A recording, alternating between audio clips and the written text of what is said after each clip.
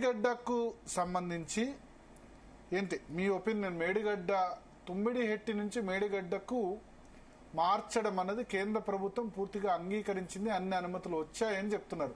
అది కరెక్టేనా? తుమ్మిడిహెట్టి దగ్గరే ప్రాజెక్టు కట్టాల్సి ఉండనా, లేదా మేడిగడ్డ అన్నారం సుందిల్లా ఇట్లా ప్రాజెక్టు కట్టడం కరెక్టా? భరత్ గారు, ఎప్పుడైనా ఒక స్టేట్ ఒక ప్రాజెక్ట్ కట్టాలనుకున్నప్పుడు ఆ లొకేషన్ ఆఫ్ ది ప్రాజెక్ట్ కానీ లేకపోతే కన్స్ట్రక్షన్ ఆస్పెక్ట్స్ కానీ ఫైనల్ డిసిషన్ స్టేట్ దే ఉంటుంది.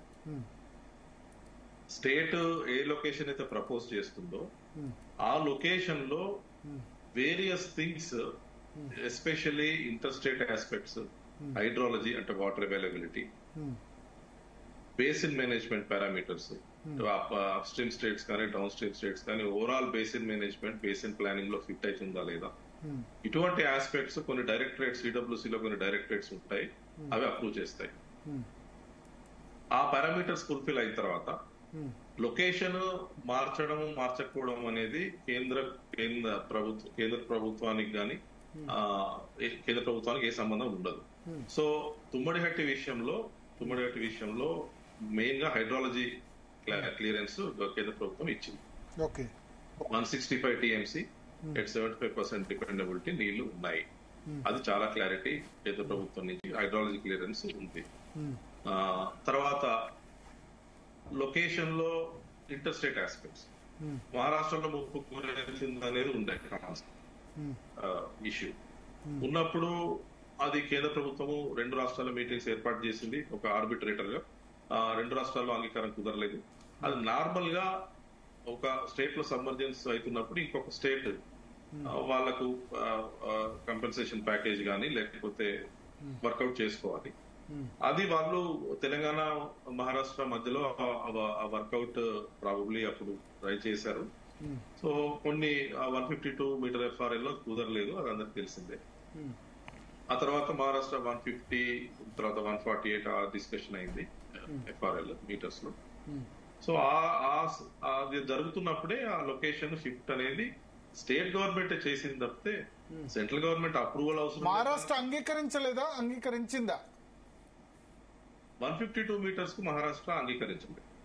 152 మీటర్ ఎఫ్ఆర్ఎల్ కు మహారాష్ట్ర అంగీకరించలేదు. ఎంత 148 లో కట్టుకోమన్నారు? 150 148 కట్టుకోండి. 148 చాలా క్లియర్ గా కట్టుకోమన్నారు. అది committee of experts officers engineers అప్పుడు కూర్చున్నారు. 148 ఒకవేళ మహారాష్ట్ర ఒప్పుకోకుండా ముందుకెళ్లే అవకాశం ఉంటుందా? ఇప్పుడు పోలవరంకి ఛత్తీస్గఢ్, ఒడిశా ఒప్పుకోకుండా ముందుకెళ్లారు కదా, అట్లా వెళ్లే అవకాశం ఉంటుందా? ప్రొవిజన్ ఉంటుందా? అంటే పోలవరం విషయంలో ఎఫ్ఆర్ఎల్ తగ్గించలేదు. ఛత్తీస్గఢ్, ఒరిస్సా సుప్రీంకోర్టుకు వెళ్ళాయి. తెలంగాణ కూడా of course AP reorganisation act దాని ప్రకారం 7 మండల్స్ తర్వాత బైఫర్కేషన్ ఆఫ్ 7 మండల్స్ వెళ్ళిపోయాయి. అది డిఫరెంట్ ఆస్పెక్ట్. అక్కడ ఎత్తు తగ్గించలేదు. ఇక్కడ ఎత్తు తగ్గించినా గానీ ఎప్పుడైనా ఒక ప్రాజెక్ట్ ప్లానింగ్ ఎట్లా ఉంటుందంటే స్టోరేజ్ కెపాసిటీ, తర్వాత రెగ్యులేటర్ ఇంటేక్ లిఫ్ట్, ఏదైతే వాటర్ లిఫ్ట్ చేస్తామో కెనాల్ హెడ్ రెగ్యులేటర్ గానీ క్రాస్ హెడ్ రెగ్యులేటర్ గానీ, width of that regulator and carriage capacity, canal width లేదా డెప్త్ అది ఎంత ఉంటుంది, వీటన్నిటి మీద డిపెండ్ అయి ఉంటుంది. తుమ్మడిహెట్టి దగ్గర it was never a dam. అది 152 అయినా 148 అయినా barrage. So if a barrage is plan with for diversion, other parameters కనుక మనం కంట్రోల్ చేసుకుంటే like width of the regulator పెంచుకొని, కెనాల్ విడ్త్ హైట్ డెప్త్ పెంచుకుంటే 148 దగ్గర కూడా ఇబ్బంది లేదంటే 148 దగ్గర కట్టినా పెద్ద వాటర్ అవైలబిలిటీలో డిఫరెన్స్ ఏమి ఉండదా? వాటర్ అవైలబిలిటీ 165 టీఎంసీ అవైలబుల్ ఏదైతే ఉందో దాని యూటిలైజేషన్ కి ఎఫెక్ట్ ఏమి ఉందో. 165 అవైలబిలిటీ అనేది మీరు ఏ ఎత్తులో కట్టినా ఎంత హైట్ లో కట్టినా అవైలబుల్ అంటే పై నుంచి వచ్చే వాటర్ అది ఉంది. దాని యూటిలైజేషన్ 152 గానీ 150 గానీ 148 గానీ వేరే పారామీటర్స్ కంట్రోల్ చేసుకుని మనం వాడుకునే వెసులుబాటు అయితే ఉండింది. కాకపోతే ఇంకొకటి ఏంటంటే మహారాష్ట్ర 150 కూడా ఒప్పుకునే ఛాన్స్ ఉండేది. మనం కొంచెం గట్టిగా నెగోషియేట్ చేసి ఉంటాయి అప్పుడు. ఎందుకంటే సిడబ్ల్యూసీ తోటి మేము ఇది చేయించాము, ఇంతకు ముందు గురవుతుందనే స్టడీస్. 150 కానీ 148 కానీ ఆల్మోస్ట్ ప్రైవేట్ ల్యాండ్ వాళ్ళకు దగ్గరలో అటు ఇట్లో ఉంది ముగ్గురే, కాబట్టి 150 కూడా మహారాష్ట్ర. ఎన్ని ఎకరాలు private land? Private land about 300 acres ఉందండి. అంతే. 148 300 ఎకరాలు అంటే చాలా తక్కువ కదా. అవును, అటు గవర్నమెంట్ ల్యాండ్ ఉంది కొంచెం, ఫారెస్ట్ ల్యాండ్, అది subject to forest clearance, government clearance. Compensation అది మనం అడగాలి, మనం నెగోషియేట్ చేసుకోవాలి. ఓకే, సో అక్కడ మీ ఉద్దేశం ఇప్పుడు తుమ్మిడిహెట్టి దగ్గర ప్రాజెక్ట్ నిర్మించి ఉండాల్సిందా? మీ ఒపీనియన్ ఏంది? అంటే 3-4 పారామీటర్స్ చూడాలి భరత్ గారు. ఇప్పుడు ఒకటేంటంటే అక్కడ most of the 71 kilometers canal already కట్టి ఉన్నాము. 5-6 వేల కోట్లు స్పెండ్ చేసినాము. యాక్చువల్గా 11,900 కోట్లు స్పెండ్ చేసినాము. అందులో ఎల్లంపల్లి కంటే కింద స్పెండ్ చేసినవి ఆల్రెడీ కాళేశ్వరంలో యూటిలైజ్ అయినాయి అనుకుందాం. తుమ్మడిహెట్టి మధ్యలో ఏదైతే 4,000 కోట్లు స్పెండ్ చేసినారో అది రీయూజ్ అయ్యేది ఒకటి. తర్వాత స్మాల్ లిఫ్ట్ 71 kilometers నాకు తెలిసి, not wrong, subject to correction 1-2 kilometers gravity ఉండింది. అక్కడి నుంచి little bit of lift 1 or 2 small lifts తోటి ఎల్లంపల్లికి వస్తుంది. పవర్ కన్సంప్షన్ మీకు చాలా తేడా ఉంది. చాలా తేడా ఉందా? అంటే లిఫ్ట్ ఇప్పుడు ఒకటి బీఆర్ఎస్ ఏమంటుందంటే అక్కడ కూడా లిఫ్ట్లు ఉన్నాయి, గ్రావిటీ ఫుల్ గ్రావిటీ ఏం కాదు అంటారు. ఎంత తేడా ఉంటుంది పవర్ కన్సంప్షన్?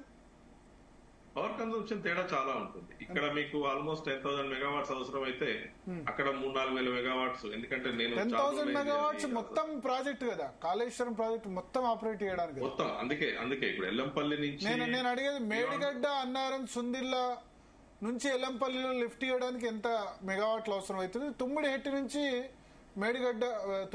నుంచి ఎల్లంపల్లికి ఎంత మెగావాట్లు అవసరం అవుతుంది?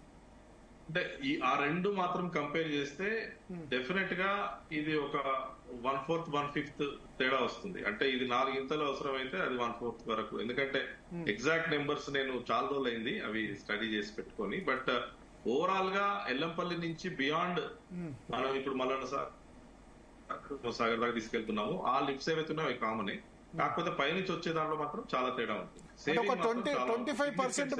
25% మాత్రమే యూజ్ అయ్యేవి, అంతేనా?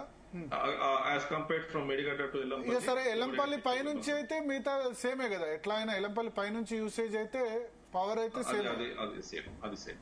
కాకపోతే ఇక్కడ రీడిజైన్ లో ప్రాజెక్టుల స్టోరేజ్ పెంచారు. మల్లన్న సాగర్ 50 TMCలు, కొండపోచమ్మ సాగర్, రంగనాయక సాగర్. వాటర్ స్టోరేజెస్ అనేటివి తుమ్మడిహట్టి నుంచి మనం కట్టుకున్నా, మేడిగడ్డ, అన్నారం, సుందిల్లా నుంచి కట్టుకున్నా, ఫైనల్లీ వాటర్ స్టోరేజ్ కెపాసిటీస్ పెంచుకోమని CWC చెప్పింది. అది ఆ ప్రాజెక్ట్ అయినా ఈ ప్రాజెక్ట్ అయినా గానీ మనం ఎక్కడ ఏ లొకేషన్స్ లో స్టోరేజెస్ కట్టుకోవాలా, ఎంత సైజ్ కట్టుకోవాలనేది అది ఇంజనీర్స్ డిజైన్ చేస్తారు. దీనికి చేశారు. తుమ్మడిహట్టి అప్పుడు దానికి కూడా మనం చేసుకోవాల్సిందే. అయితే అది 50 TMCలు